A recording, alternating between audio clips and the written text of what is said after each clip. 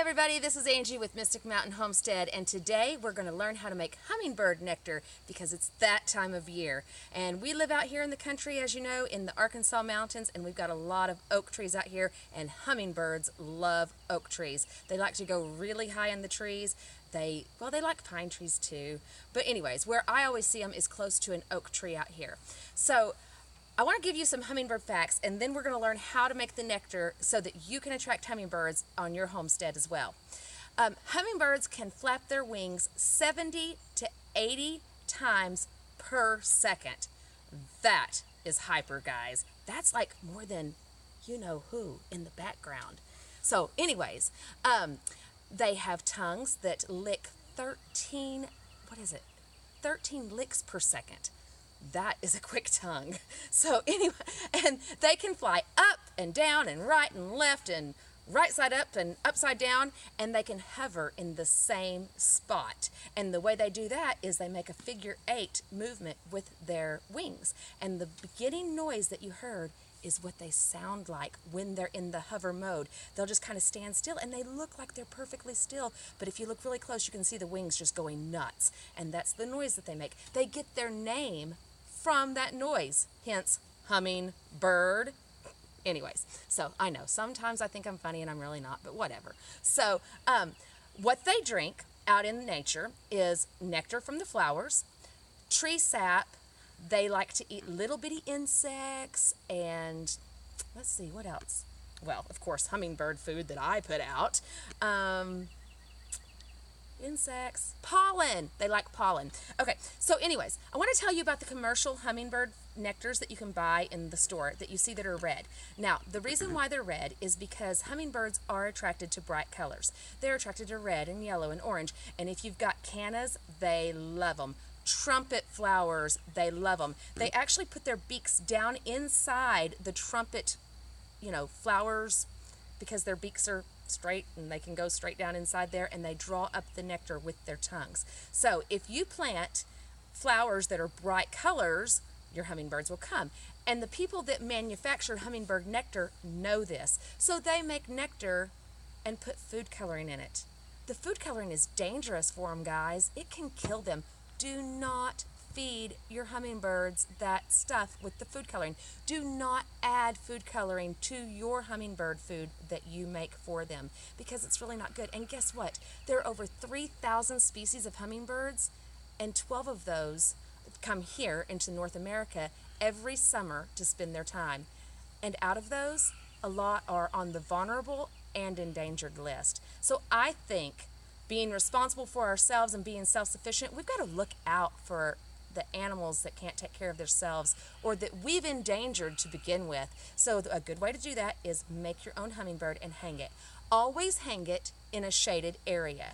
And that way it keeps the sugar from getting really rancid and yucky, and that way they'll keep coming back to it. You want to check your hummingbird feeders twice a week. If you're seeing mold or anything like that, empty it. If they're empty of food, refill it.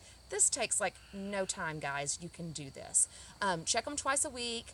And if you're washing your hummingbird feeders, only wash with water and vinegar only, because once again, they're gentle. I mean, they're little bitty guys, right? They lay 1 to 3 eggs, and they make the coolest nest. And I want to tell you, when they make this nest, they actually attach it to the branch of the tree. A long time ago when I lived in Oklahoma, we had this huge oak tree in a second floor balcony, and so I could set up there with the binoculars and watch them, because they would come to the very top of the oak tree. And I saw this little bitty mama, and she made a nest. If you ever get to see one of those, like on one of those time-lapse, National Geographic shows, you need to watch it, because that animal is amazing.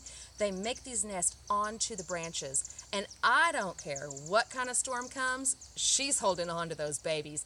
We had a horrible storm that the tree branches were just going everywhere, and I was really worried about her, and I got out there and I was watching her in this pouring down rain, and she sat there on that nest, and the wind was blowing, and she stayed the whole time. It was so awesome.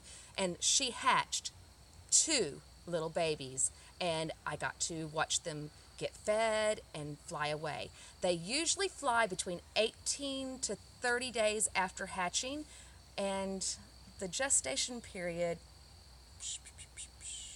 you know, I'm really forgetting what the gestation period is, but it's not long. They always have like 1 to 3 eggs, and yeah, the gestation period, you know, I want to say, 13.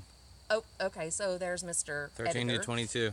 13 to 22 days. I guess he Googled that for me because I couldn't remember. Thank you, honey. So anyways, I'm going to show you how to do this.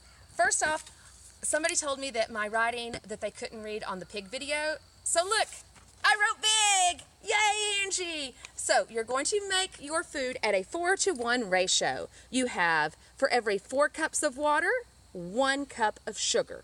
So there you go. I'm hoping that you can see this one. I made it really big just for you. And so if you can remember this, it's easy peasy. Now, what you want to do is you want to boil your water.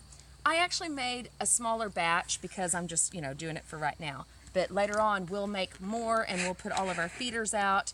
I know I'm a little late because I had a Hummer the other day by the chicken coop just buzzing all around, and I'm like, oh crap, I'm not on time. So what I like to do is use a mason jar because guess what? We're out here in the country, we got lots of mason jars.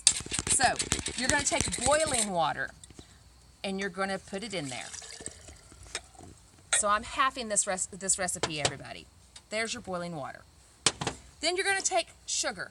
I use pure cane sugar. Do not use that nasty beet sugar. It's bad for you, so of course it's going to be bad for them. Use cane sugar. Pour it in. Add your mason jar lid. And then, here's the fun part. Shake, shake, shake, shake, shake, shake, shake, shake, shake, shake, shake, shake. You shake it all up. You get that sugar to dissolve. You have to let this get to room temperature, people. Do not burn your little birdies' tongues. Once it's at room temperature, you can fill your feeders.